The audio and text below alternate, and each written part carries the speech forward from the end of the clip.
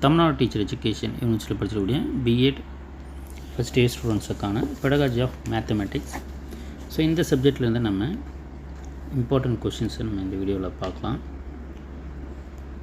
So pedagogy of மேத்தமெட்டிக்ஸை பொறுத்தவரையில் பார்த்திங்கன்னா உங்களுக்கு ஃபஸ்ட் யூனிட் ரொம்பவுமே ஈஸியாக இருக்கும். ஃபஸ்ட் யூனிட்டும் second unit and fourth unit. So இந்த ஃபஸ்ட்டு செகண்டு ஃபோர்த் யூனிட்டும் வந்து உங்களுக்கு ரொம்பவுமே ஈஸியாக இருக்கும். ஸோ அதில் இந்த யூனிட்டை நீங்கள் நல்லா படித்து வச்சுக்கோங்க. ஸோ ஆல்ரெடி நம்ம ப்ரீவியஸ் இயர் கொஷின்ஸ்லாம் கொடுத்துருக்கோம். ஸோ அதனுடைய லிங்க் எல்லாமே இந்த வீடியோக்குள்ளே டிஸ்கிரிப்ஷனில் தரோம். ஸோ தேவைப்படுறவங்க அதையும் பாருங்கள். நம்மளுடைய சேனலை மறக்காமல் சப்ஸ்கிரைப் பண்ணிவிட்டு நம்மளுடைய வாட்ஸ்அப் மற்றும் டெலகிராம் குரூப்பில் ஜாயின் பண்ணிக்கோங்க. உங்களுக்கு நம்ம எக்ஸாம் கைடன்ஸ் நம்ம தொடர்ந்து கொடுத்துக்கிட்டே இருப்போம். ஸோ ஃபஸ்ட் யூனிட்டை பொறுத்தவரையில் பார்த்திங்கன்னா நம்மளுக்கு எய்ம்ஸ் அண்ட் அப்ஜெக்டிவ்ஸ் கற்பித்தல் நோக்கங்களை வந்து கொடுத்துருப்பாங்க. ஸோ இதில் மெயினாக பார்த்திங்கன்னா ஃபஸ்ட் யூனிட்டை பொறுத்தவரையில் கட்டாயமாக 2 கொஷின் வந்து கேட்பாங்க. ப்ளூம்ஸ் டாக்ஸானமின்றது கட்டாயமாக அடிக்கடி தொடர்ந்து கேட்கக்கூடியது. ப்ளூம்ஸ் டாக்ஸானமியும் அதே போல் எய்ம்ஸ் அண்ட் அப்ஜெக்டிவ்ஸ் ஸோ இல்லை இம்பார்ட்டன்ஸ். ஸோ அப்போ மேத்தமெட்டிக்ஸை டீச் பண்ணுறதுக்கான இம்பார்ட்டன்ஸ் என்ன, இல்லை அப்ஜெக்டிவ்ஸ் என்ன, இல்லை அதனுடைய இன்ஸ்ட்ரக்ஷன் அப்ஜெக்டிவ்ஸ் இதை பேஸ் பண்ணி தான் கொஷின்ஸ்ன்றது இருக்கும். ஸோ அதில் இது ஜென்ரலாகவே இருக்கும். நீங்கள் வந்து மேத்தமெட்டிக்ஸை நம்ம எதுக்காக டீச் பண்ணுறோம், ஸோ அதை மட்டும் நல்லா தெரிஞ்சு வச்சுக்கோங்க. 5 மார்க்கை பொறுத்தவரையில் explain the nature of mathematics with examples. கணிதத்தின் தன்மையை உதாரணத்துடன் விளக்கு. ரெண்டாவது describe the importance of writing instructional objectives of teaching mathematics. கணிதம் கற்பித்தல் நோக்கங்கள் எழுதும் முக்கியத்துவம் பற்றி விவரிக்க. ஸோ இது வந்து நீங்கள் ஜென்ரலாக கூட எழுதலாம். பட் புக்கில் எதை ரிலேட் பண்ணி கொடுத்துருக்காங்கன்றதை பார்த்துக்கோங்க, உங்களுக்கு அது ஈஸியாகவே இருக்கும். 10 மார்க்கை பொறுத்தவரையில் discuss about the aims and objectives of teaching mathematics. கணிதம் கற்பித்தலின் நோக்கம் மற்றும் குறிக்கோள்கள் பற்றி விவாதிக்க. ஸோ இது மாதிரி டிஸ்கஸ்ன்னு சொல்கிறாங்கன்னா நீங்கள் ஓனாக உங்களுடைய பாயிண்ட்ஸ்லாம் நீங்கள் ஆட் பண்ணி எழுதலாம். Second explain about the Bloom's taxonomy of instruction objectives. So அப்போ நம்ம இந்த இன்ஸ்ட்ரக்ஷனல் அப்ஜெக்டிவ்ஸ் நீங்கள் படிச்சிட்டிங்கனாவே உங்களுக்கு அந்த ப்ளூம்ஸ் டாக்ஸானமி வரும். ஸோ அப்போ அந்த ப்ளூம்ஸ் டாக்ஸானமியில் இருக்கக்கூடிய 3 கிளாஸிஃபிகேஷன்ஸு சப் டாபிக்ஸை நல்லா படித்து வச்சுக்கோங்க. Cognitive, affective, psychomotor domains. அறிவு, உணர்வு, உடல் இழக்க. ஸோ இந்த 3 டாபிக்ஸில் இருக்கக்கூடிய சப் டாபிக்ஸை நீங்கள் போட்டு எழுதுனாவே இதில் வந்து நீங்கள் ஈஸியாக பேஜஸை நீங்கள் கவர் பண்ணிடலாம். ப்ளூம்ஸ் டாக்ஸானமி அதே போல் அது ரிலேட் பண்ணியிருக்கக்கூடிய revised Bloom's taxonomy of instructional அப்ஜெக்டிவ்ஸ்ன்றதை கேட்பாங்க. ஆண்டர்சனுடைய திருத்தி அமைக்கப்பட்ட ப்ளூமின் கற்பித்தல் நோக்கங்கள் வகைப்பாட்டினை விவாதிக்க. அப்போது நம்மளுக்கு ஈச் கொஷின்லேருந்து 2 10 மார்க் கேட்பாங்க. ஸோ அப்போ அதில் 2ல் நம்ம ஏதாவது ஒன்று தான் எழுத போகிறீங்க. ஸோ அதில் நீங்கள் ஒன்று ப்ளூம்ஸ் டாக்ஸானமியை கிளாஸிஃபிகேஷனை ஃபுல்லாக படிக்கிறதா இருந்தால் படிச்சுடுங்க. Bloom's taxonomy or revised taxonomy இதிலேருந்து கட்டாயமாக ஒன்று வரும். அதே போல் அப்படி இல்லைன்னா உங்களுக்கு அந்த இன்ஸ்ட்ரக்ஷனல் அப்ஜெக்டிவ்ஸ்ன்றது கேட்பாங்க. செகண்ட் யூனிட்டை பொறுத்தவரையில் டீச்சிங் ஸ்கில்ஸ் கற்பித்தல் திறன்கள். இதில் மெயினான கான்செப்டை பொறுத்தவரையில் மைக்ரோ டீச்சிங் அதனுடைய டிஃப்ரெண்ட் ஸ்கில்ஸு. ஸோ 5 மார்க்ஸை பொறுத்தவரையில் explain the stages involve in writing A lesson plan. பாடத்திட்டம் இது உள்ள படிநிலைகள். ஸோ அப்போது இது வந்து லெசன் பிளானை கட்டாயமாக கேட்பாங்க செகண்ட் யூனிட்லேருந்து. அதே போல் டெமான்ஸ்ட்ரேஷன் ஸ்கில். ஸோ இப்போ டிஃப்ரெண்ட் ஸ்கில்ஸ் இருக்குது, என்னென்ன இருக்குன்றதை நீங்கள் தெரிஞ்சு வச்சுக்கோங்க.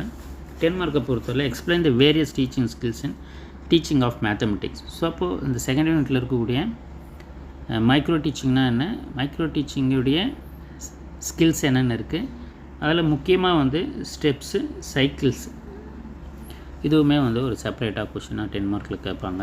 ஸோ அப்போது வேரியஸ் ஸ்கில்ஸ் கற்பித்தல பல்வேறு திறன்களும். அதே போல் write about the concept of micro teaching, steps and explain about the cycle of micro teaching. So அதை தெரிஞ்சு வச்சுக்கோங்க.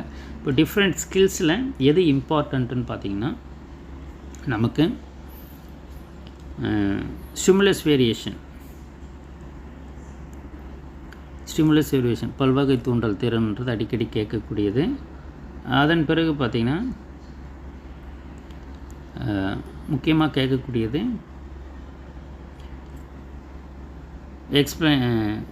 கொஷினிங் ஸ்கில் ஆஃப் கொஷினிங்ன்றதும் அடிக்கடி கேட்கக்கூடியது. ஸோ அப்போ இது மாதிரி 10 மார்க்குன்னு கேட்டாங்கன்னா நீங்கள் எல்லா ஸ்கில்ஸு தான் எழுதணும். Introduction, explanation, black board, questioning, probing skills, stimulus variation skills,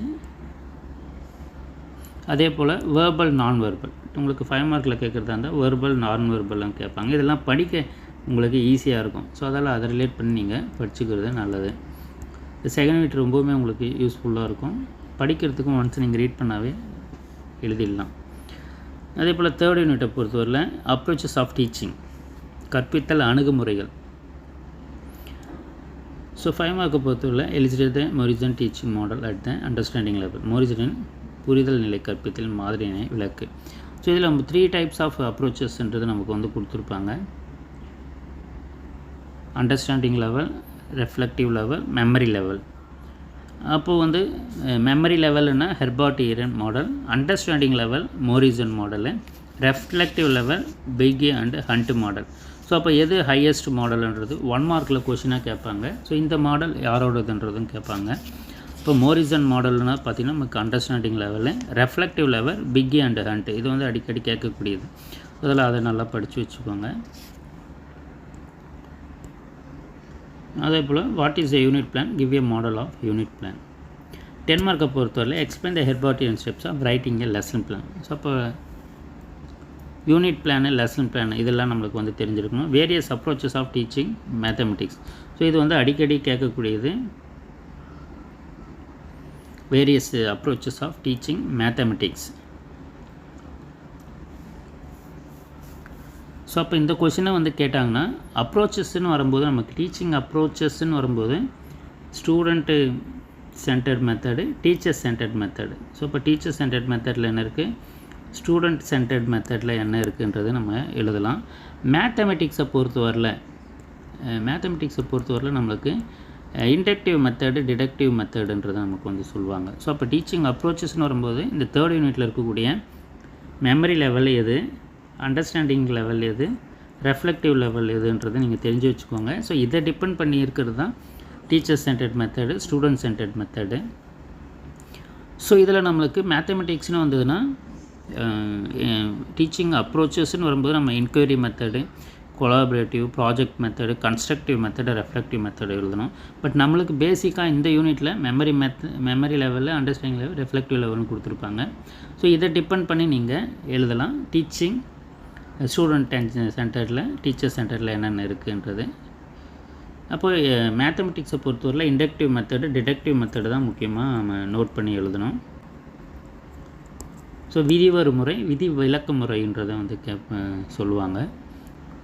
அதே போல் லெசன் பிளானை பற்றி வந்து ஓனாக கேட்பாங்க. Write a lesson plan on any one of the topic of 9th standard மேத்தமெட்டிக்ஸ்னு கேட்பாங்க, இல்லை 11th ஸ்டாண்டர்ட் மேத்தமெட்டிக்ஸ்னு கேட்பாங்க. ஸோ இப்போ 11th 12th இது மாதிரி கொஷினுக்கு வரும்போது நீங்கள் ஓனாக எப்படி வேணால் எழுதலாம். பட் அந்த ஃபார்மேட், லெசன் பிளானுக்கான ஃபார்மேட்டை தெரிஞ்சு வச்சுக்கோங்க. எப்படி எழுதினாலும் இந்த கொஷினுக்கு வந்து உங்களுக்கு மார்க்கை கொடுத்துருவாங்க. எதுக்குன்னு பார்த்தீங்கன்னா லெசன் பிளானை, மாடல் லெசன் பிளான் எழுத சொல்கிறாங்க, சூஸ் யுவர் ஓன் டாபிக்னு சொன்னாங்கன்னா நீங்கள் எப்படி எழுதினாலுமே கொடுத்துருவாங்க. பட் நீங்கள் அந்த ஃபார்மேட்டை, லெசன் பிளான் ஃபார்மேட்டை தெரிஞ்சு வச்சுக்கிறது நல்லது. 4th யூனிட்டை பொறுத்தவரையில் நம்மளுக்கு மெத்தட்ஸ்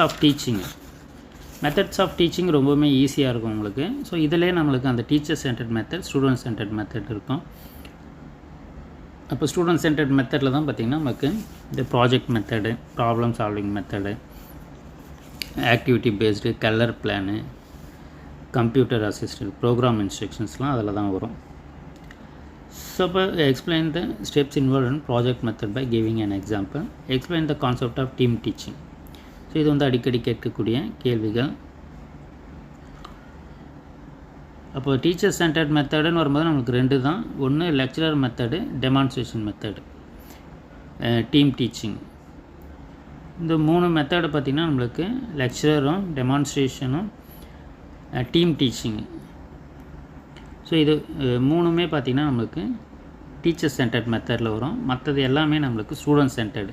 ஸோ அப்போ இது தெரிஞ்சதுனாலுமே நம்ம கொஷின் எப்படி வந்தாலுமே நம்ம எழுதலாம். ஏன்னா student centred methods, learner centred method எல்லாமே பார்த்திங்கன்னா ஒரு சேம் ஃபோக்கஸ்டாக தான் இருக்கும்.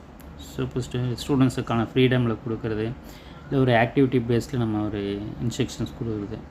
ஸோ மாணவர்களுடைய ஆற்றலை வெளிக்கொண்டு வர மாதிரி இருக்கக்கூடிய மெத்தட்ஸ் தான் லேர்னர் சென்டர்ட் மெத்தட் இல்லை ஸ்டூடெண்ட் சென்டர்ட் மெத்தட்னு சொல்லுவோம்.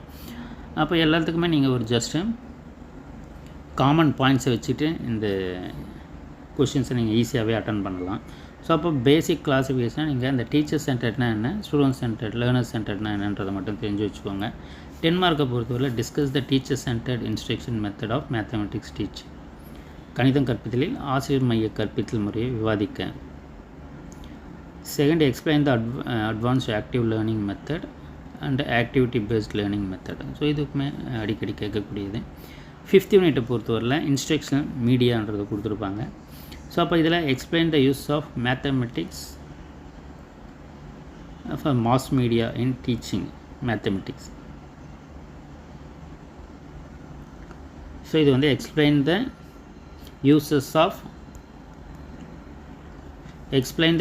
Of mass media in teaching mathematics. கணிதம் கற்பித்தலில் மக்கள் தொடர்பு ஊடகங்களுடைய பயன்களை விளக்கு.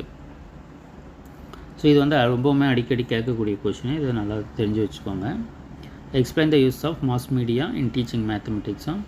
அதே போல் இந்த யூனிட்டை பொறுத்தவரை நமக்கு நிறைய மீடியாஸ் ரிலேட்டடாக கொடுத்துருப்பாங்க. ஃபார் எக்ஸாம்பிள் ஆகுமெண்ட் ரியாலிட்டி, அதே போல் artificial intelligence.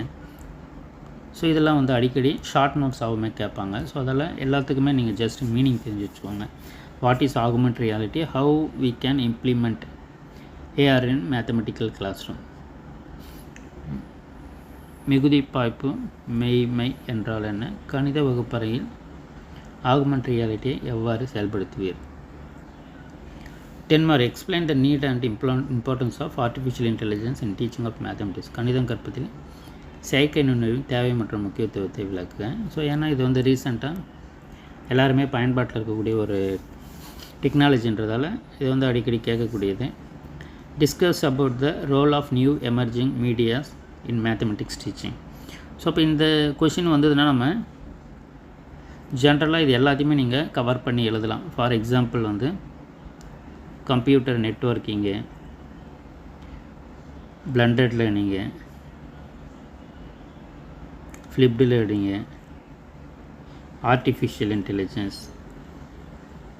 Augment reality. So அப்போ என்ன டெக்னாலஜிஸ்லாம் இருக்குது. ஸோ மெயினாக நீங்கள் டெலிகான்ஃபரன்சிங், ஸோ எமர்ஜிங் டெக்னாலஜிஸ்னால் டெலிகான்ஃபரன்சிங், வீடியோ கான்ஃபரன்சிங். ஸோ இதெல்லாம் நீங்கள் எழுதலாம்.